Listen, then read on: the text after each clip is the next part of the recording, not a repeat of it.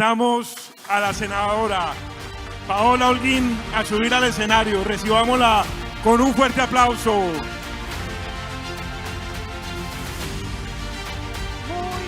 Muy buenos días a todos. Gracias, Valledupar, que siempre nos recibe con tanto cariño.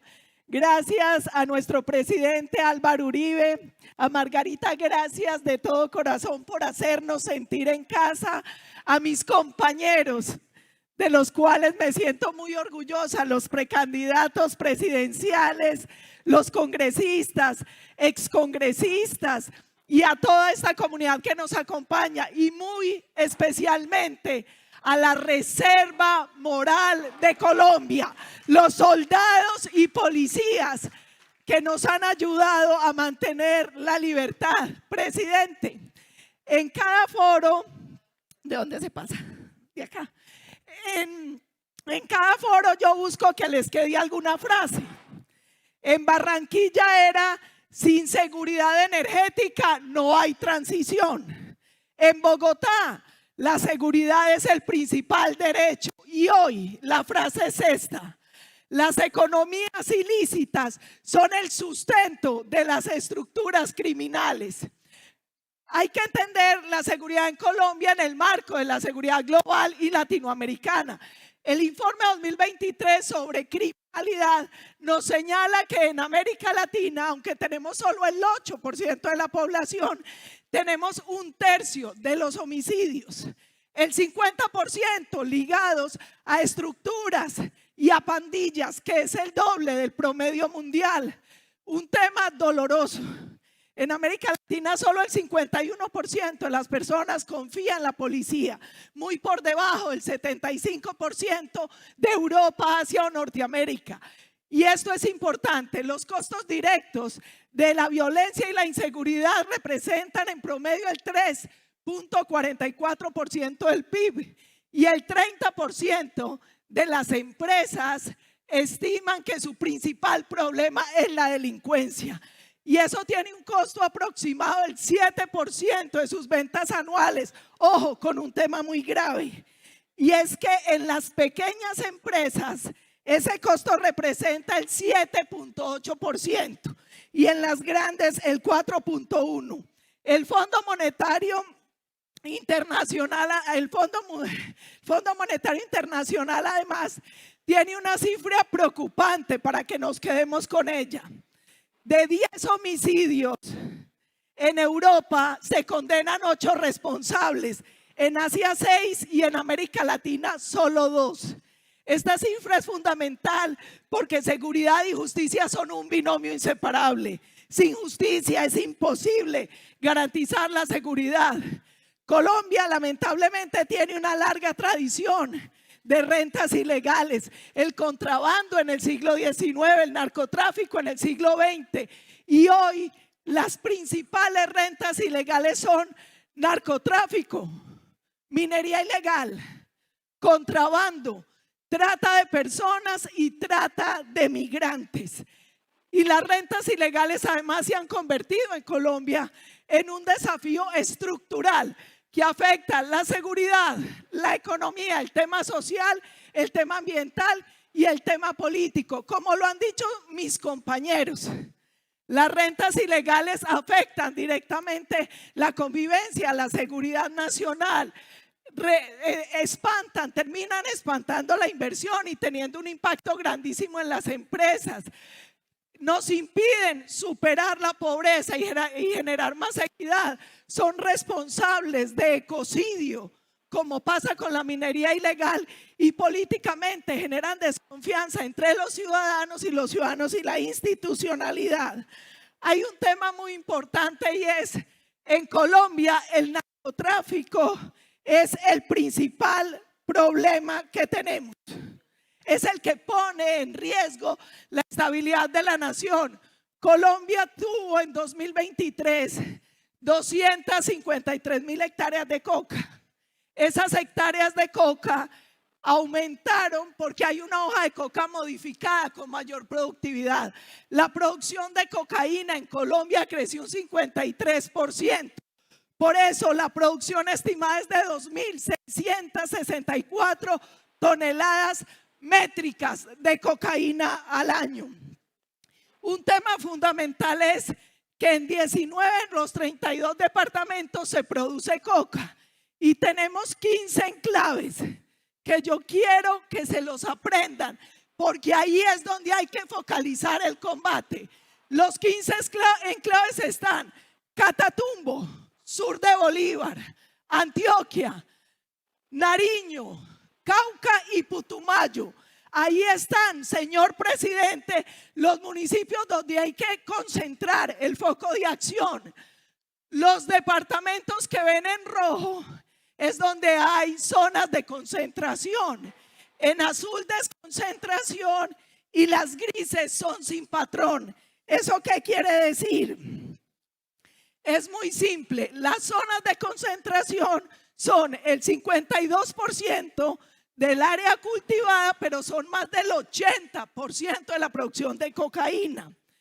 Las áreas que están desconcentradas son el 4% de la coca y el 14% del territorio. ¿Por qué el foco tienen que ser las zonas de concentración, presidente? No solo porque atacándolas logramos atacar el 82% de la coca, sino porque ahí se concentran también el tráfico de los precursores químicos. Ahí se concentra el 42% de los enfrentamientos entre la fuerza pública y las estructuras criminales, y el 42% de los asesinatos a líderes sociales. Por eso este mapa es fundamental. Presidente, ojo con esto. El único gobierno que ha logrado disminuir el hectárea de coca es el de Álvaro Uribe Vélez. Nosotros pasamos de 102.000 hectáreas a 62.000 en su gobierno. Otras cifras hablan de 48.000. Creció en el gobierno de Santos a 169. Duque terminó en 230 y ojo, con Petro vamos 253 el año pasado, y para el 23 y para 2024 se estiman en 300.000 las hectáreas de coca. ¿Cuál es la clave del resultado del presidente Uribe? Primero, una visión integral. Nosotros tuvimos fumigación con glifosato, erradicación forzosa, manual y voluntaria, familias guardabosques y programas de sustitución. Y ahí, presidente, yo quiero resaltar un punto muy importante. La erradicación manual empezó en el 2005. Empezamos en ese momento en el gobierno con 31.000 hectáreas.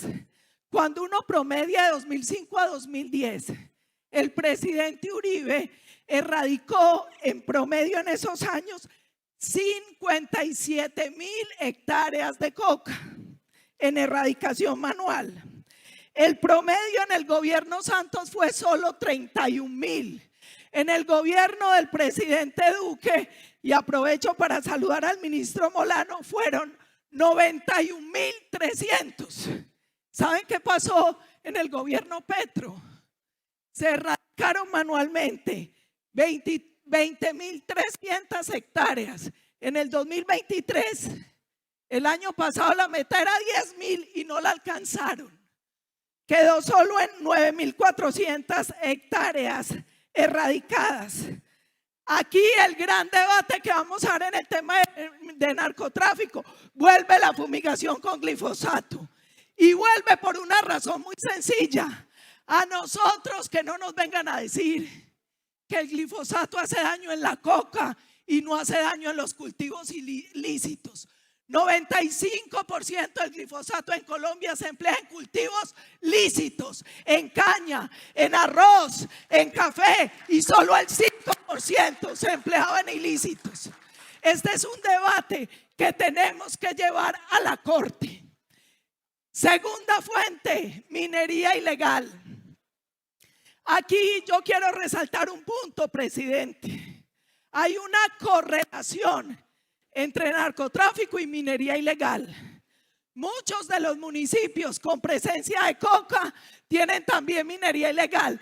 34% de los municipios con coca tienen explotación ilegal de oro en aluvión. Y de hecho, ya hay zonas en Colombia donde es tan rentable la minería ilegal que ha reemplazado el tema de narcotráfico.